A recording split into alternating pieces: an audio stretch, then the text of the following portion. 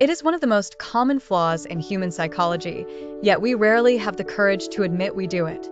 When we want something desperately, a promotion, a relationship, a specific milestone, or a taste of success, we pour our energy into chasing it. But what happens when we fail? No matter how hard we try, the goal remains completely out of our reach. We don't walk away gracefully. Instead, we look at the very thing we craved and we mock it. We tell ourselves it was never worth having in the first place. We minimize our failures by insulting our goals. An old tale captures this psychological behavior. A young fox navigating a relentless drought. He had been wandering through dry valleys for days, his throat parched, his stomach empty, his energy draining with every step under the baking sun. Every stream he passed was dry, and every bush had been stripped bare. His survival instincts were screaming. Just as his strength began to falter, he climbed over a high stone wall and found himself entering an oasis, a vineyard. The fox looked up, and his eyes widened. Hanging from a beautifully crafted, high wooden trellis was a magnificent bunch of purple grapes. They were large, plump, and glistening with morning dew, practically bursting with sweet, cool juice. To the starving fox, they were the absolute key to his survival. They represented comfort, luxury, and the end of his suffering. His mouth watered as he stared up at the prize.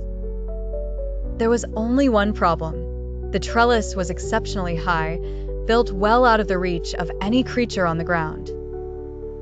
The fox, confident in his agility, stepped back to gauge the distance. He took a deep breath, coiled his muscles, and sprang into the air with all his might. His front paws missed the bottom edge of the vine by a mere matter of inches.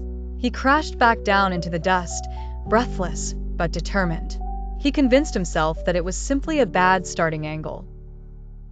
He moved back a few paces further, waited for a gust of wind to clear, and sprinted forward. He launched himself, twisting his body to maximize his reach. Again, his jaws snapped shut on nothing but empty air. He fell hard on his side, the impact knocking the wind from his lungs. The grapes hung exactly as they had before, swaying gently in the breeze, completely undisturbed by his desperate struggle.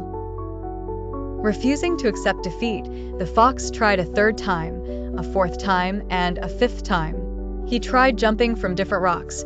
He tried a running start from the far side of the vineyard, and he tried stretching his aching limbs until his muscles burned with exhaustion. He pushed his body to its absolute physical limit, but no matter how high he leaped, the gap between his reality and his desire remained completely unbridgeable.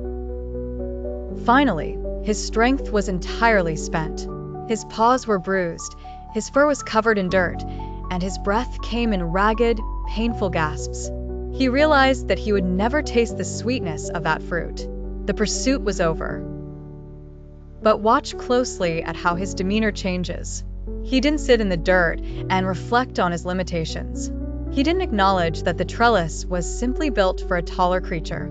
Instead, he pulled himself up, brushed the dust from his coat, and straightened his back.